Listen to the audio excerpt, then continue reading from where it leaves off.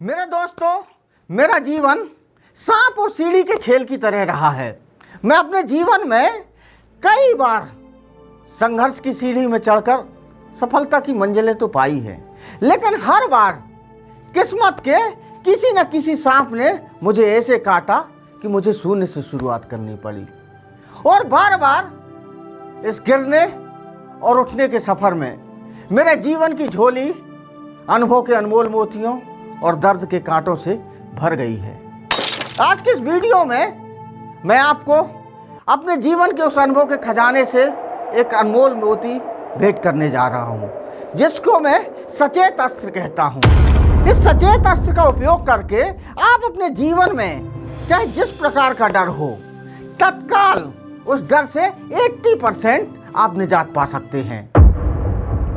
और हम जानने की कोशिश करेंगे कि वास्तव में हमको डर लगता क्यों है, इसके पीछे के कौन कौन से साइकोलॉजिकल कारण हैं, और ये जो डर है ये किन किन एलिमेंट से मिलकर के बना है, और जो मैं ये सचेत अस्त्र बता रहा हूँ, जो 3 स्टेप फार्मूला है डर से लड़ने की, इसका क्या क्या विशेषताएं हैं, ये कैसे हमारे जीवन में काम करता है। और ये सब बातें ना तो आपको किसी किताब में मिलेगी, न वीडियो में मिलेंगी, न इंटरनेट में मिलेंगी, क्योंकि ये सब मेरे व्यक्तिगत जीवन के अनुभव हैं। क्योंकि मेरा जीवन कर्ज के दलदल में ही गुजरा है। सन 2012 में मैंने ठेकेदारी में बहुत बड़ा घाटा खाया था, जिसमें मेरे ऊपर 25 लाख का कर्ज बन गया था। चूंकि पैसा मेरा नहीं था, 2% की ब्याज में मार्केट से लिया था। 4 साल में, सन 2016 में वो 50 लाख हो गया। 17-18 आते आते 70 से 80 लाख हो गया। मैं अपने जीवन में इस कर्ज से संघर्ष कर ही रहा था, लेकिन शायद भगवान को कुछ और कड़ी परीक्षा लेनी थी। तो आज के 2 साल पहले उसने मुझको पाल्मोप्लांटर सोरासिस नामक एक बीमारी दे दी, जिससे लगभग 2 वर्षों तक मैं खटिया में लेटा रहा। मेरे हाथ और पैर पूरी तरीके से खराब हो गए थे। इस कर्ज के दलदल और गरीबी के कारण मैंने अपने बेटे की 3 साल से स्कूल की फीस नहीं दी थी। इस साल वो 10th क्लास में था। CBSE इंग्लिश मीडियम बोर्ड में उसने 80% नंबर से परीक्षा पास किया। चूँकि आमदनी का कोई साधन नहीं है, पहले से कर्ज के दलदल में फंसा था, और 2 वर्षों से इस पाल्मोप्लांटर सोरासिस के कारण मैं बिस्तर में लेटा हूँ। इसके कारण से स्कूल की फीस नहीं चुका पाई। अब इस साल जुलाई में स्कूल वालों ने मना कर दिया। 3 साल से फीस नहीं चुकी, लगभग 1,11,000 रुपये फीस बकाया है। मैंने एक आवेदन बनवाया अपने पिताजी को और मेरे बेटे हर्ष दीक्षित को, स्कूल भेजा कि प्रिंसिपल और मैनेजमेंट से निवेदन करना, हमारी स्थिति फीस देने की तो नहीं है, लेकिन हो सके मानवीय दृष्टिकोण को अपनाते हुए या तो आप हमको 11वीं 12वीं निःशुल्क शिक्षा दे दें, या हमारी टीसी दे दे, तो हम किसी गवर्नमेंट स्कूल में अपना दाखला करा लेंगे और किसी तरीके से 11वीं और 12वीं हमारी पूरी हो जाएगी। आप समझ सकते हैं एक बाप के लिए ये किस तरीके का फैसला होगा, क्या गुजरी होगी उस बाप के कलेजे में। लेकिन क्या कर सकते हो, मनुष्य बली नहीं होत है, समय होत बलवान। मेरे पिताजी और मेरा बेटा वो आवेदन पत्र लेकर स्कूल गया था, मैं घर पर ही था। लेकिन मेरे मन में बहुत तेज उथल पुथल चल रही थी। मैं अंदर ही अंदर बहुत ज़्यादा भयभीत था, बहुत ज़्यादा घबराहट हो रही थी, बेचैनी हो रही थी। मैंने सोचा कि यार मैं तो घर में सुरक्षित हूँ, बीवी बच्चों के साथ में हूँ, ऐसी कोई डरने की बात भी नहीं है, लेकिन फिर भी मुझे इतनी ज़्यादा घबराहट क्यों हो रही है। मैं इतना ज़्यादा क्यों डर रहा हूँ? तब मैंने सोचा कि आज अच्छा मौका है, आज इस डर का पोस्टमार्टम करते हैं, जानने की कोशिश करते हैं कि वास्तव में ये डर लगता क्यों है, ये डर लगने के पीछे वास्तविक कारण कौन कौन से हैं। मैं एकांत में शांत से बैठ गया, मैंने आत्मविश्लेषण किया, आत्मचिंतन किया और ये जानने की कोशिश की कि मुझे डर क्यों लग रहा था, क्योंकि मैं तो घर में था। तब मुझे ध्यान में आया कि बार बार मैं इस बात से भयभीत था कि स्कूल का मैनेजमेंट, प्रिंसिपल मेरे बेटे के साथ और मेरे पिताजी के साथ क्या व्यवहार करेंगे। कहीं वो दाग के भगा तो नहीं देंगे या उनका अपमान तो नहीं करेंगे। मुझे बहुत बड़ा भय था कि वो आवेदन स्वीकार करते हैं या स्वीकार करते हैं, क्या होगा, कैसे होगा।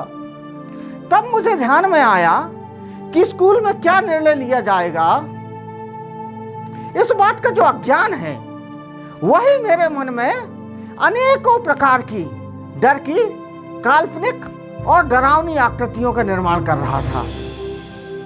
तो मुझे पता चला कि जब भी हम लोगों को डर लगेगा तो उसमें एक घटक, एक एलिमेंट तो पक्का होगा, वो होगा अज्ञात।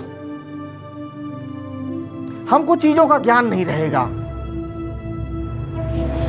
उसके कारण हमारे मन में तरह तरह की डर की कल्पनाएं निर्मित होगी और हम भयभीत होंगे। इसके बाद मैंने और आगे खोजने की कोशिश की कि और इस डर लगने के पीछे क्या कारण हो सकता है।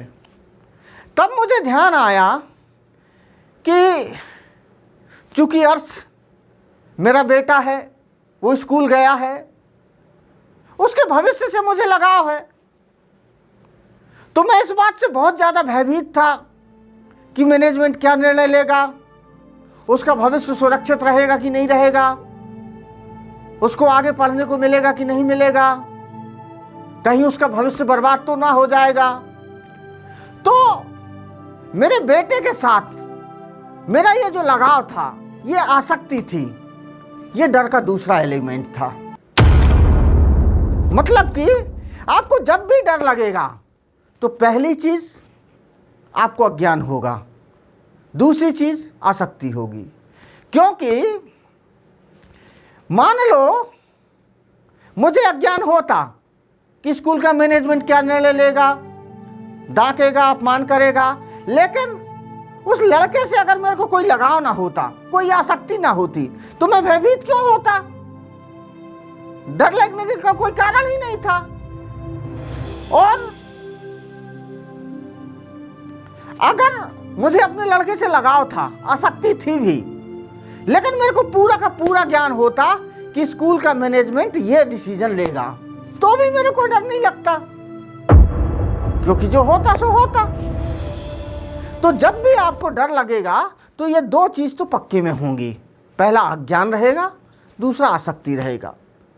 और दुनिया के जितने भी डर हैं, मैंने इसके पहले एक वीडियो बनाया है, उसमें डर के 18 कारण बताए हैं, वो डर का पार्ट 1 है, टाइम मिले उसको देखिएगा। तो 18 तो छोड़ो, डर के आप 180 कारण भी ले आ लो, लेकिन डर के सभी कारणों के मूल में केवल ये दो बातें ही रहेंगी, तीसरी बात नहीं हो सकती। पहला ज्ञान रहेगा, दूसरी आसक्ति रहेगी। फिर मैंने अपने आत्मचिंतन को और आगे बढ़ाया और इस डर की डार्क साइकोलॉजी को और भी समझने की कोशिश की। तो मेरे को पता चला कि अज्ञान और आसक्ति ये दो महत्वपूर्ण घटक तो हैं डर के, लेकिन इसके अलावा भी एक और एलिमेंट है। क्या हुआ, जब मेरा बेटा और मेरे पिताजी स्कूल गए, उस समय घर में बैठे बैठे मैं घबरा रहा था, डर रहा था। तो जब इस बात को और मैंने गहराई से जानने की कोशिश की, तो मेरे को पता चला कि मैं घर में तो था, लेकिन मैं मानसिक रूप से घर में नहीं था। मैं मानसिक रूप से स्कूल में था। मैं ये जानने की कोशिश कर रहा था कि स्कूल में क्या हुआ होगा। मतलब कि मैं उस समय वर्तमान की स्थिति में नहीं था, मैं भविष्य में स्कूल में था और भविष्य की उन कल्पनाओं में डूबा हुआ था। तो तीसरी बात यह ध्यान में आई कि आपको भयभीत होने के लिए अज्ञान और आसक्ति के साथ साथ भविष्य में होना बहुत जरूरी है। आप वर्तमान में रहकर कभी भयभीत नहीं हो सकते। और जब मुझे इस गहरे आत्मचिंतन से डर के 3 एलिमेंट्स के बारे में पता चला, पहला अज्ञान, दूसरा आसक्ति और तीसरा भविष्य, इन 3 चीज़ों के बगैर, इन 3 एलिमेंट्स के बगैर दुनिया में कभी भी कोई व्यक्ति भयभीत नहीं हो सकता। ये अंतिम सत्य है, आप आजमा के देख लीजिएगा। तो मैंने ये जाना कि हमारे जीवन में जो ये अज्ञान है, इसी के कारण डर की तरह तरह की डरावनी कल्पनाएं निर्मित होती हैं। हमारे जीवन में ये अज्ञान डर की मां की तरह काम करता है। जिस तरीके से एक मां अपने गर्भ में एक संतान को आकृति देती है, उसी तरीके से ये जो अज्ञान है हमारे जीवन में डर रूपी संतान को आकृति देता है। और ये जो आसक्ति है, ये डर के पिता का काम करती है। जिस तरीके से पिता अपनी संतान को सहारा दे करके खड़ा और बड़ा करता है, उसी तरीके से ये जो आसक्ति है हमारे डर को एक आकार देती है और विस्तार देती है। और जिस तरीके से कोई भी माँ बाप चाहे कितनी भी कोशिश प्रयास कर ले, जब तक गर्भ नहीं होगा, कोख नहीं होगी, तो किसी भी संतान को जन्म नहीं दे सकता। इसी तरीके से ये अज्ञान रूपी माँ और आसक्ति रूपी पिता जब तक भविष्य रूपी गर्भ की कोख नहीं मिलती है, ये डर रूपी संतान को जन्म नहीं दे सकते हैं। ये अंतिम सत्य है। अब हम लोग डर की पूरी साइकोलॉजी को समझ गए हैं, लेकिन बात ये आती है कि हम डर को खत्म कैसे करें।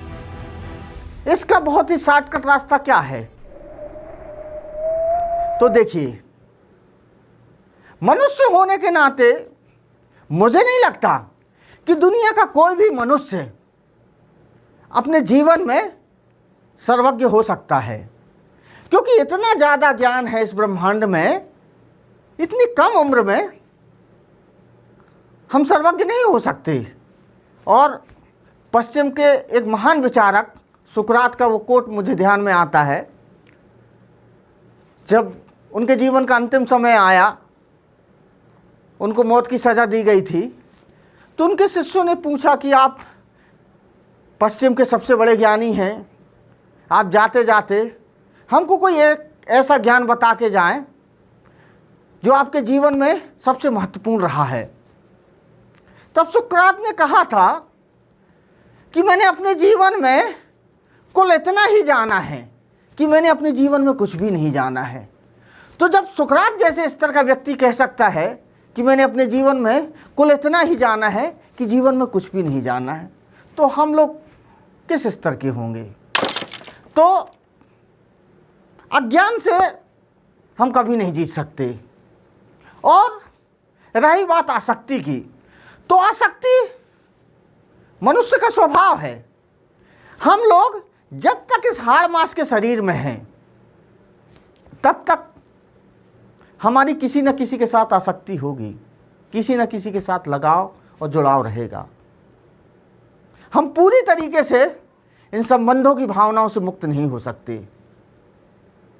तब हमारे पास में डर को खत्म करने की एक अंतिम कमजोर कड़ी ध्यान में आती है, वो है भविष्य रूपी गर्भ।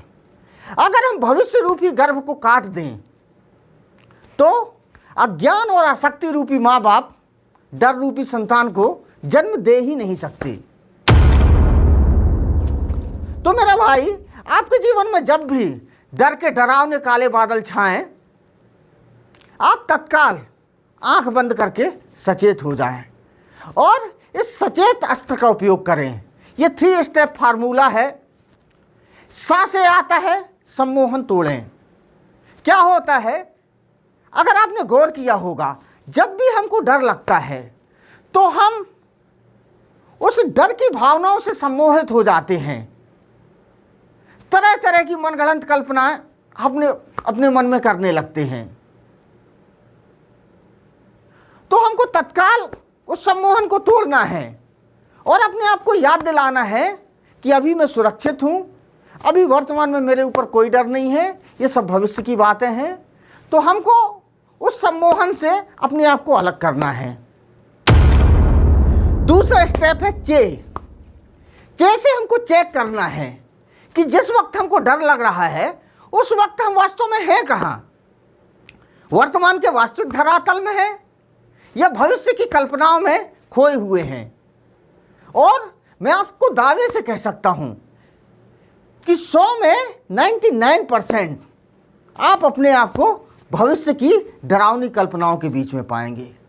और जब आपको पता चले कि आप रास्ता भटक चुके हैं, आप वर्तमान को छोड़ के भविष्य की डरावनी कल्पनाओं में चले गए हैं, आपको तत्काल ये तीसरा फार्मूला यूज करना है, तीसरा अस्त्र चलाना है, जो है ता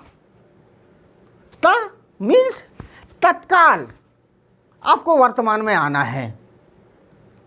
और जैसे ही आप उस भविष्य की डरावनी कल्पनाओं से अपने आप को वर्तमान के वास्तविक धरातल पर लेके आएंगे, आप पाएंगे कि डर 80% तत्काल समाप्त हो गया है।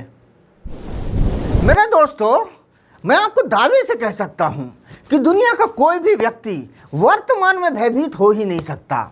उदाहरण के लिए आप कल्पना करें, मान लो आप जंगल गए हैं, जंगल में किसी वृक्ष के नीचे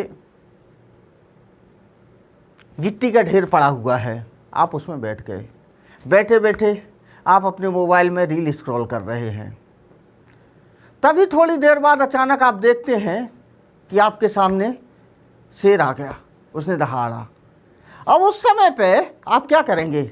डरेंगे कि तत्काल अपनी जान बचाने के लिए या तो उस पेड़ में चढ़ जाएंगे या जो गिट्टी पड़ी हुई हैं उसी से शेर के ऊपर आक्रमण करेंगे, क्योंकि उस समय पे आपके पास डरने का टाइम ही नहीं है।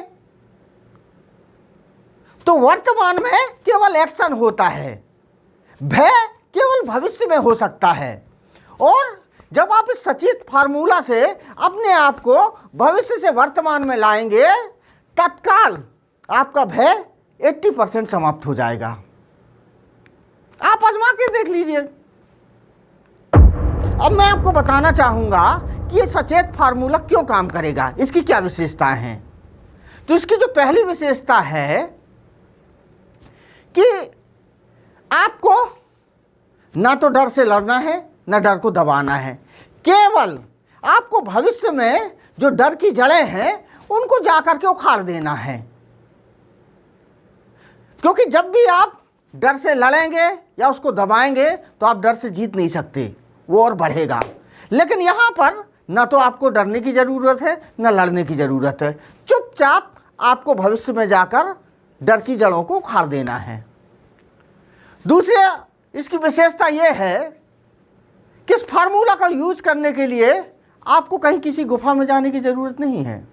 आप जहाँ हैं, चाहे घर में, ड्यूटी में, ऑफिस में, दुकान में, कहीं पर भी बगैर किसी को बताए आप ये डर के 3 स्टेप सचेत फार्मूला का यूज कर सकते हैं। और तीसरी बात यह है कि जैसे ही आप इस फार्मूला का यूज करेंगे, आप अपने आप को भविष्य की उन डरावनी कल्पनाओं से वर्तमान के धरातल में लाएंगे, तत्काल तुरंत डर का अंत हो जाएगा। क्योंकि अगर आप अपने जीवन से अज्ञान को खत्म करना चाहेंगे तो हो सकता है वर्षों लग जाएं, और ख़त्म होता है कि नहीं इसकी भी गारंटी नहीं है। आसक्ति को ख़त्म करना मुझे लगता है पूरा जीवन व्यतीत हो जाएगा, लेकिन अपने आप को भविष्य से वर्तमान में लाने में मात्र एक क्षण लगेगा और तत्काल आपको डर से राहत मिलेगी। मैं आपसे निवेदन करूंगा, अभी इस वीडियो को देखने के बाद जब भी आपको डर लगे आप इस सचेत फार्मूला का यूज करिएगा और आपके जीवन के क्या अनुभव हैं अगर हो सके तो कमेंट बॉक्स में साझा करिएगा। मुझे लगता है मेरे जीवन के अनुभव से निकला डर के मैनेजमेंट का ये सचेत फार्मूला निश्चित ही आपकी लाइफ में वैल्यू एडिशन का काम करेगा। इसी आशा और विश्वास के साथ मैं अपनी बात को समाप्त करता हूँ। आप लोगों ने मेरे वीडियो को यहाँ तक देखा, इसके लिए मैं आपका हृदय से आभारी हूँ। बहुत बहुत धन्यवाद, बहुत बहुत धन्यवाद।